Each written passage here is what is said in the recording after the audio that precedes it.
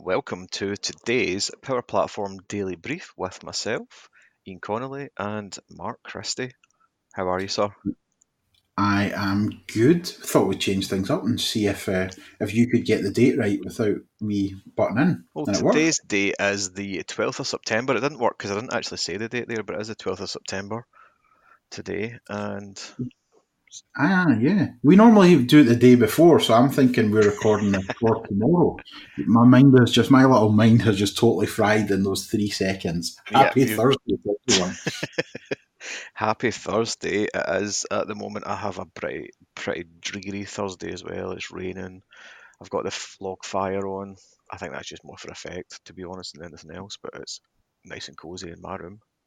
Oh, we've put the heating on in the house. That's how bad it is It's here. crazy, isn't it? Yeah, it doesn't help that the wife's just back from Portugal for 4 days, and she's like, "It's really cold." I'm like, "No, it's really not. It's like 23 degrees in here, love." But okay. Yeah, but you have been in Portugal, so let's adjust a little bit. So, what have you been up to recently? What have you been looking at? So personally, I have actually just got I've just done my first real like proper business related flow. Okay. Obviously, we need to start moving into that with the whole April release and everything else coming. So I've been spending a lot more time looking at flows and things at the moment, and HTTP responses, and getting records, and using Fetch XML to run aggregate counts and feedback lots of cool data to that for data validation of other accounts. And I'm triggering the flow from within the business process flow itself. So, Massive learning curve. yeah, again, my mind is just totally getting blown again. I picked up most of that though. So Yeah, you're running a flow within a business process that yeah, counts records to see if it meets a criteria. If it meets a criteria, continue the flow. If not, bomb it out. exactly. Cool. And how do you find it compared with an actual workflow or yeah, it is a workflow or a dialogue Well, type it's of a all. combination actually. It's part of the dialogue replicate deprecation slash what else can we use it for? So do we use a Canvas app? Do we use a Power app? Do we use a business process flow? So it's part of the whole process of replacing all our dialogues, and it's looking at this within the dialogue. We have this query that's prompt and response. So obviously the prompt and response stuff, it fits business process flow perfectly. But when you have like a check, can you continue at this point?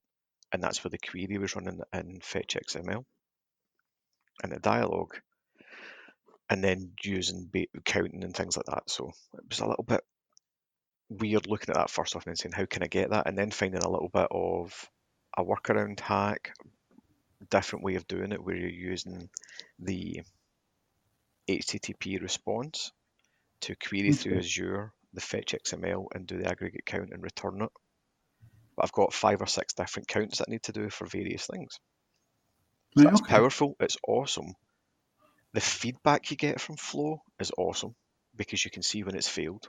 You can then make a change in line and rerun the same flow and see if it passes or fails at that point, whereas you can't do that in a dialogue, in a workflow even. Oh yeah, because you're jumping in. It is horrid. It's not working. Okay, I have to unpublish it. I have to change it. I have to save it. I have to publish it. I have to rerun that workflow. Yeah, there's parts Anything that gets there's away at that. parts where I find that the parity's just not there. But then again, I've got nothing to compare it to. But for instance, the business process flow, for a flow to be able to trigger in a business process flow, it has to be part of the solution.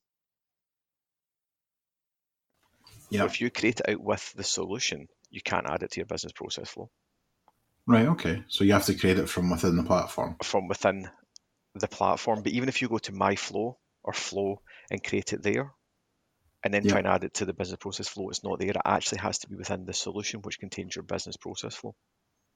So how many times did you have to start it from scratch again then? Too many. The because it's not version controlled as well, but this is like flow in general. If you make a change and it doesn't work and you can't roll it back the way quite easily, if you delete, like say it was working and you think, oh, actually, I'm going to try this and I'm going to change a part of it, I can't then Yeah. delete that action and get the last one back without having to recreate it. All right. Okay. There's no version control. Like I can't roll back a version, I can't roll back a stage, I can't roll back a change or anything like that. That's not brilliant. Anyway, not necessarily the point of what the daily brief's meant to be. It's probably take up about 5 minutes, and there's a separate podcast in itself. But it It does isn't, it but it does gives roll everyone in. an idea. Yeah, exactly, and it does roll into actually the blog that I've been looking at. That was, let me just find it again. Charles Lamanna released it on the 10th. And for me, this is quite exciting because it was always been unsure. We know it's coming, but when is it coming? Was it April? Is it October? Is it this October? Is it next October? And officially, the classic interface will be deprecated as of the 1st of October 2020. Okay. So with that going, does it take anything else out? Dialogues are gone, task flows are gone. They've Okay. previously been announced as being deprecated, but they will be gone as of that point. Uh, so really, we're needing to start that plan. If you're not in the point of doing the transition work to move away from dialogues and task flows and just the classic UI in general, it's Yeah. probably about now that you really want to start looking at that and give yourself plenty of time. It's 12 months to get the user adoption and everything else underway for that, because it is a significant change. It's a much better change. I love the way that it looks. I prefer the makeup of it, if you want to call it that, the way that his Yeah. face has been painted.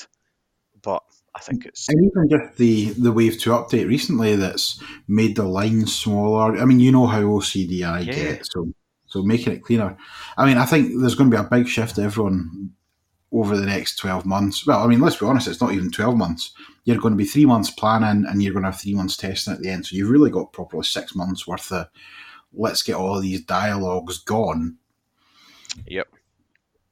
Unless you know somebody that has a tool that does something that will allow dialogues in the new UI, You but know, I think that's a definite thing that could be worthwhile exploring. If somebody has a tool like that, it could be good. Depends on how many dialogues you've got, etc., and stuff like that. But it certainly allows to buy a little more time and to kind of relieve the pressure a little bit, so that you can get everything right rather than rushing it. yep. So, And yeah, that's what it is because I think people have now just got the fear. The fear has come in, oh, there's an actual date. We do need to remove our fingers and get going.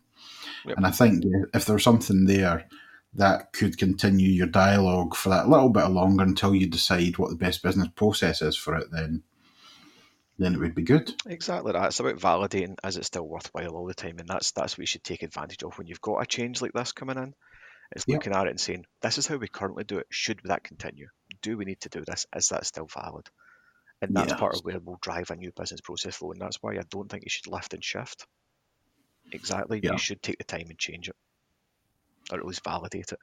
But anyway, Charles Lamara's post on announcing the timeline to move the unified interface will be linked for you all to read if you wish. Excellent. I mean, I've been stuck in Dynamics marketing world again for this week, and you know how I hate referencing the same person like a couple of weeks in a row. I don't think it was mentioned last week, but Deliana Radulova. Again, I'm going to get in trouble for the well, not for the pronunciation of the name, but for giving her Sunday name. Um, she has put a blog out on how segments work in Wave 2 of Dynamics Marketing. That's one of the biggest features that's actually been changed in the product with the new Wave. There's a lot more new and rich UI on it. And she's written a blog. I mean, it's an extensive blog on how to do it, how to explore the related entities, segment criteria, applying filters. They got any gotchas. I mean, there's about half a page worth of gotchas, but it's one of these Really? ones that's really good to actually just get an idea of, oh, this is what could actually go wrong. So yeah, I've spent my time with that. That's not a bad thing to spend your time with, though, as well. It's certainly the new product. It's a good product.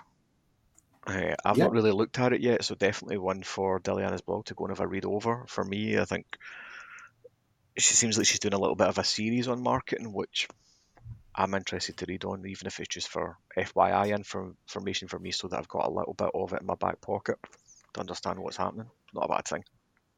No, I mean that's exactly it. There's a series of blogs, I believe, that she's doing on that, and this is one of the first, or I think this is about the fourth or fifth one. But yeah, it's really good. The information's there, so it is worth reading. The other thing that I wanted to talk about, everyone else seen, there's been announcements and speakers announced for the Microsoft Ignite World Tour, Yeah. which has about, so in Europe, there's 1, 2, 3, 4, 5, 6, 7, 8, 9, 10 venues in Europe, 12 in Asia, and 3 in the US. I don't know So where I was when all this was announced, but I think I must have emued it and just buried my head in the sand. I had no idea this was happening until I started seeing people talking about how they've got places and they're getting announced for sessions and stuff like that. I was like, oh, I didn't know this was happening.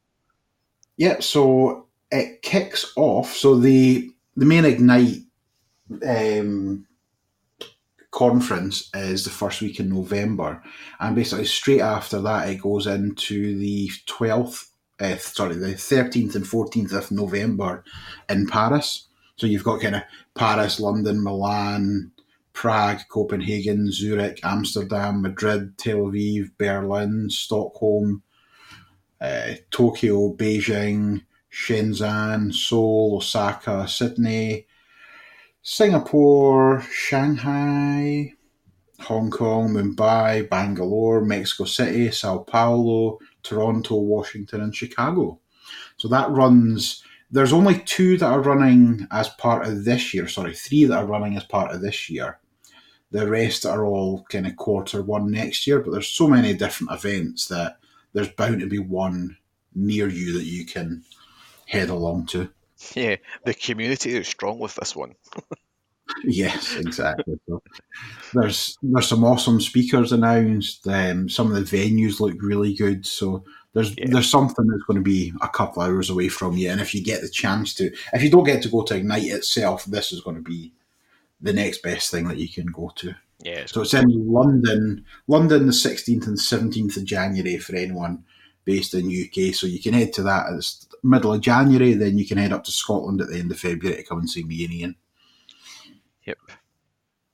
That was a good segue plug, wasn't it? That was a good segue plug, and there's definitely a lot more community events online as well. There's loads happening, too much, and every other podcast and everything else will talk about them as well. But the Yeah, oh there's so many. There's the 24-hour power up. yeah, that's what I couldn't remember the name of it. There, what is it? What's the website for it? It's It will be in the show notes. cool, thank you. Yeah, I'm struggling for it, and I'm like totally hitting a blank note on it. Sorry, Joel.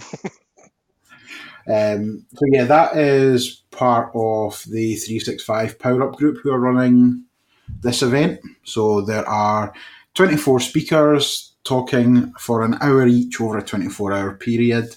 I think I'm about third or fourth last to go on to talk about the new customer service.